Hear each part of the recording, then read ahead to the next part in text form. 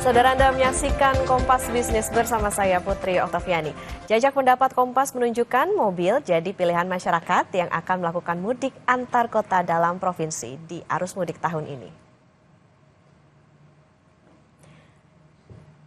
Jajak pendapat Kompas yang dilakukan pada 4 hingga 7 Maret 2025 dengan melibatkan 532 responden dari 38 provinsi menunjukkan 48% responden yang berencana mudik dengan mobil akan melakukan perjalanan antar kota dalam provinsi. Secara nasional, rute perjalanan pemudik menggunakan mobil di arus mudik tahun ini mayoritas berkutat di dalam provinsi yang sama. Perjalanan antar kota dalam provinsi 73,1% dilakukan masyarakat di Provinsi Sumatera dan 54% di luar Pulau Jawa dan Sumatera.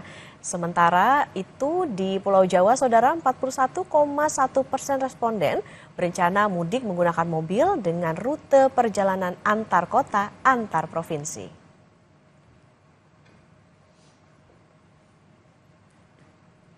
Mudik menggunakan kendaraan pribadi, yakni mobil, dipilih masyarakat karena berbagai alasan. Dalam jajak pendapat Kompas, 31,6% responden bilang kalau mudik pakai mobil lebih nyaman dibandingkan kendaraan umum. 25,2% responden menganggap mudik pakai mobil lebih murah dibandingkan dengan kendaraan umum.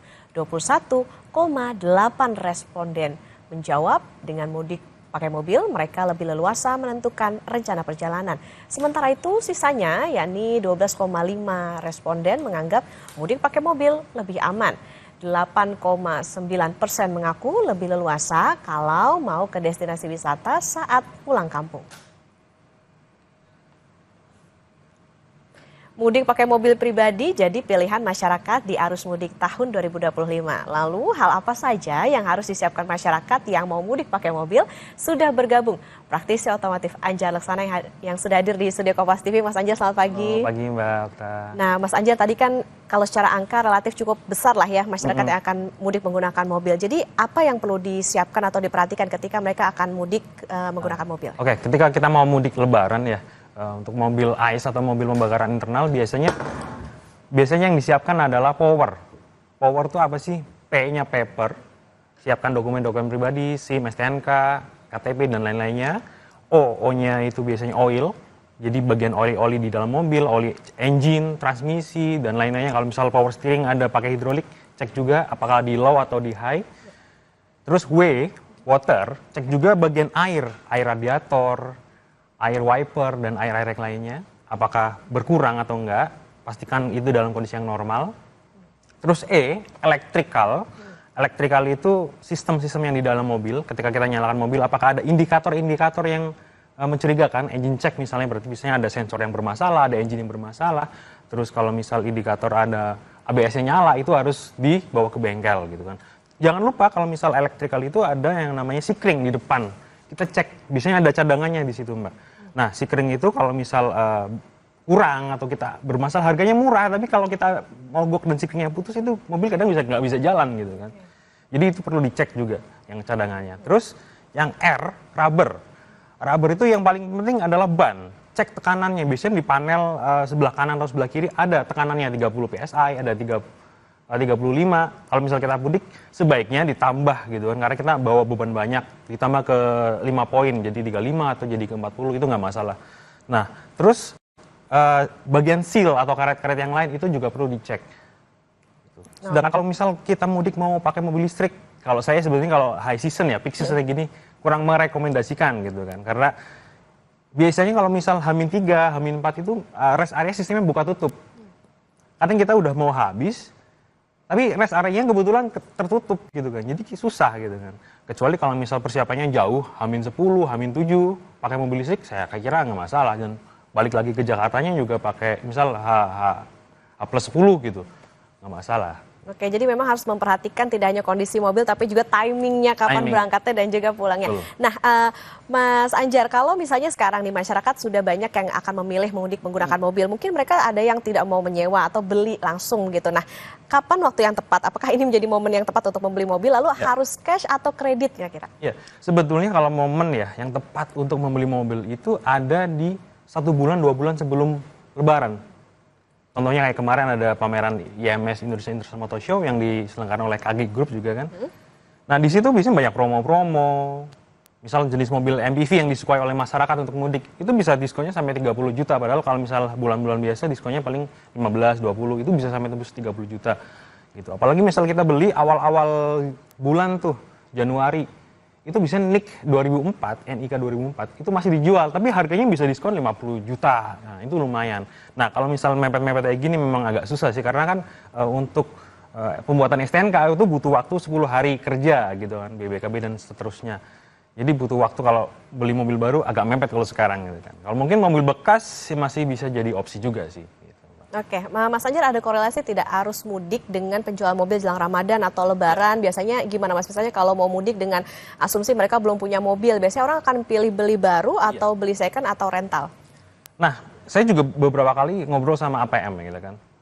Kemudian kalau kita lihat data dari Gaikindo, penjualan Februari, 1 bulan sebelum Lebaran ini, 72.000 unit. Artinya naik 2,2% dibandingkan tahun lalu. Ada tren. Dan bahkan ada mobil yang ikonik untuk mudik, yang biasanya kalau setiap bulan lakunya 4.000 unit, tiba-tiba laku 6.000 unit gitu. Itu hanya ketika momen Lebaran itu ada gitu mobil. Jadi memang orang kalau mau mudik itu trennya memang beli mobil baru gitu kan. Entah itu jenis LMPV, jenis LUV gitu kan. Biasanya jenis-jenis yang punya kapasitas angkut yang lebih gede gitu. Daya angkut penumpangnya juga lebih banyak biasanya kayak gitu. Terus kalau misal beli cash atau kredit, itu sebenarnya juga preferensi masing-masing gitu loh. Tidak ada yang salah kalau misal kita tahu kebutuhan kita, ya kalau bisa, kalau ada dananya beli cash gitu kan. Terus ada promo-promo biasanya kalau dari APM itu kan pabrikan ada promo bunga 0% untuk tenor 2 tahun. Nah, itu bisa kita manfaatkan lah kalau misal kita mau kredit gitu kan. Terus kalau kredit juga usahakan jangan tergiur dengan soft loan yang sebetulnya itu ya bunganya gede ya, mencekik ya. Kelihatannya aja soft loan, tapi ya ke belakangnya akan merepotkan. Itu kita perlu kalkulasi juga mobil yang tepat guna bagi kita tuh apa sih gitu kan. Gitu. Oke, tapi tentu yang tidak yang nggak juga luput kan selain tentu kapasitas tadi dikatakan untuk bisa membawa keluarga gitu untuk bisa mudik, tapi kan tentu juga orang akan menimbang-nimbang misalnya kalau beli mobil second. Nah ini apa sih Mas, ada tips nggak untuk masyarakat yang bisa memilih mobil second, terutama kan kemarin sempat terjadi banjir. Nah kalau misalnya mobil bekas banjir atau bekas tabrak itu gimana? Apa yang perlu diperhatikan? Nah, beli mobil second itu sebenarnya kan ada beberapa pilihan ya. Beli dari personal lewat marketplace gitu kan. Ada beli dari lelangan dan beli dari showroom. Kalau saya sendiri merekomendasikan beli dari showroom karena kan ada garansinya bisa 6 bulan sampai 12 bulan kan tergantung masing-masing showroomnya. Terus banyak APM yang sekarang yang melihat bahwa mobil second itu pasar yang besar gitu. Kalau kata Gaikindo tahun lalu saja jumlahnya 1,8 juta unit, bahkan lebih gede dibandingkan mobil baru yang cuma 800 sekian unit ya. Terus kalau mobil second ya kalau bisa di bawah 5 tahun atau kilometernya di bawah 100.000 kilometer karena kan belum banyak penyakit ya, belum banyak perbaikan gitu. Tapi kalau misal pemula, lah gimana dong dengan pemula yang apa ya butuh mobil tapi yang harganya ekonomis? Ya nggak apa-apa, kita cari solusinya. Misal kita beli mobil yang populer di masyarakat, yang spare part-nya itu banyak gitu kan. Karena kan spare part juga ada yang ori, ada yang grade 1, grade 2 dan seterusnya. Itu bisa jadi poin-poin pertimbangan sebelum beli mobil second, apalagi untuk mudik kayak gini kan.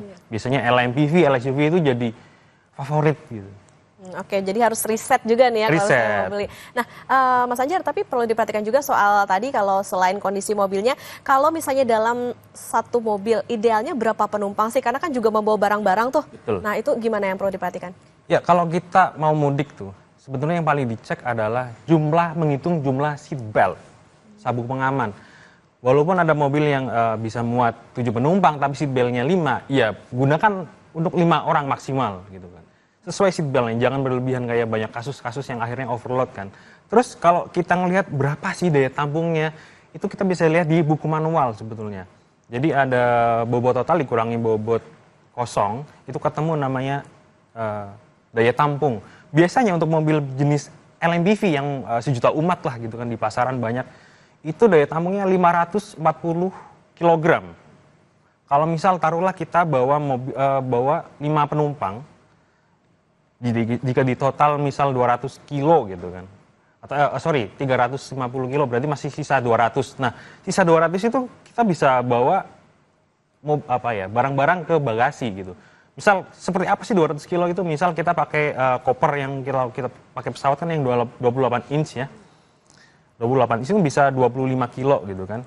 Kalau ya ini sekedar gambaran, itu bisa ada 6 koper atau bahkan sampai 200 dibagi 25 berarti berapa tuh? 8 koper ya. 8 koper. Tapi pastikan juga visual kita berkendara itu harus dapat dengan sempurna. Bagian depan, bagian belakang, visibilitasnya harus bagus gitu. Kita harus tata juga, jangan sampai bawa barang banyak di belakang malah jadi blind spot gitu kan. Jadi nggak kelihatan, itu malah berbahaya. Kalaupun naruh barang di atas gitu Mas dengan roof rack gitu tetap bisa aman? Aman. Roof rack itu aman. Biasanya rata-rata pabrikan itu yang ini 70 kilo daya tampung maksimal. Kalau lebih dari situ bisa deformasi. Terus lebih dari itu, kalau overload, daya pengeremannya bisa lebih. Jadi kita bahaya kalau kita harus ngerem mendadak, harusnya kita sekian meter bisa berhenti, itu masih glosor. Terus kinerja suspensi jadi berat. Pasti body roll, itu pasti kalau bisa overload. Untuk pengendalian misal kita koreksi setir sedikit aja, udah pasti mobil itu oleng dan goyang. Itu sangat berbahaya banget. Sebaiknya memang bawa barang-barang ya secukupnya lah gitu loh. Walaupun mobil itu bisa menampung 500 sekian kilo, sebaiknya jangan sampai segitu gitu. Jadi mobil nyaman dibawa bareng-bareng keluarga. Berarti untuk spek yang perlu diperhatikan, apalagi masyarakat yang mudik antar kota, antar provinsi gitu Mas, itu apa sih yang bisa memastikan bahwa mobil ini aman, nyaman, terutama untuk perjalanan jauh? Ya, biasanya kalau untuk mudik yang paling difavoritkan oleh masyarakat itu jenis MPV, LSUV, karena dia punya jarak sumbu roda atau wheelbase-nya itu panjang, 2.600, ada yang 2.700 lebih. Apa sih hubungannya jarak roda panjang dengan kita pergi jauh? Biasanya center of gravity atau pusat gravitasi itu sangat berpengaruh terhadap kenyamanan gitu kan. Terus misal kalau mobil yang wheelbase-nya panjang, biasanya relatif stabil ketika diajak pergi jauh. Contoh nih misal yang mobil short wheelbase, itu kan mobil perkotaan, bawa ke luar kota juga. Pasti kan kalau kena goncangan sedikit, nggak nyaman gitu, itu bikin capek gitu kan. Makanya jenis-jenis mobil yang kayak LMPV, LSUV itu pasti diminati ketika musim-musim mudik seperti ini gitu Mbak. Oke, nah Mas Anjar, kalau misalnya sebelum beli mobil, kadang kan orang kepikiran, wah nanti kalau dijual harganya jatuh atau gimana. Nah ini gimana nih untuk soal resale value-nya atau harga jual kembalinya. Kemudian kalau misalnya orang oke deh nggak beli tapi sewa, nah apa yang perlu diperhatikan, asuransi mobilnya kah atau bagaimana? Ya kalau misalnya beli mobil itu kan biasanya, kalau misalnya beli mobil baru, itu biasanya memang nggak ada asuransinya. Biasanya. Kalau beli mobil kredit, nah itu pasti dijamin, pasti ada asuransi. Cuman kita perlu cek juga asuransinya apakah jenis total loss only, TLO, atau komprehensif. Nah, komprehensif pun harus ada perluasan jaminan gitu loh. Misal 1 tahun asuransi itu preminya sekitar 5 juta. Dengan perluasan jaminan banjir misalnya, itu paling nambah sekian ratus ribu. Harusnya 5 juta jadi 5,3, mending saya nambah sedikit tapi dapat perluasan jaminan gitu kan. Itu lebih enak lagi. Terus kalau misal kita pakai mobil rental, biasanya kalau pakai mobil rental itu ya kita harus cek klausulnya ya. Klausul di awal kita cek teliti apakah itu mobil sudah dia bekali asuransi apa belum gitu kan. Terus biasanya kalau ada ya amit-amit kalau ada sesuatu gitu kan, apa yang kita harus lakukan, maksudnya misal biaya klaimnya apa kita tanggung atau siapa, itu harus dibaca dengan teliti gitu loh.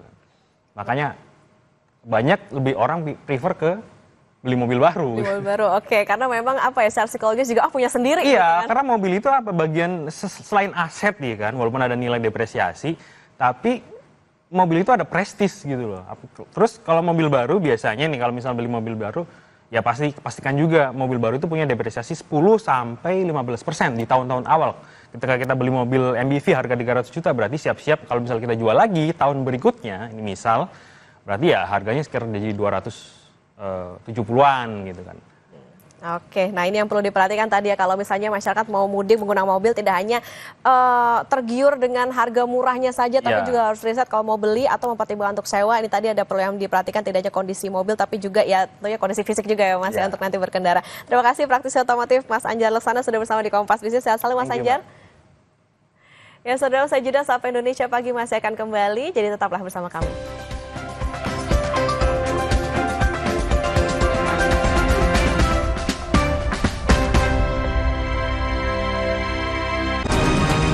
Dunia harus dibebaskan dari perangkap teknologi.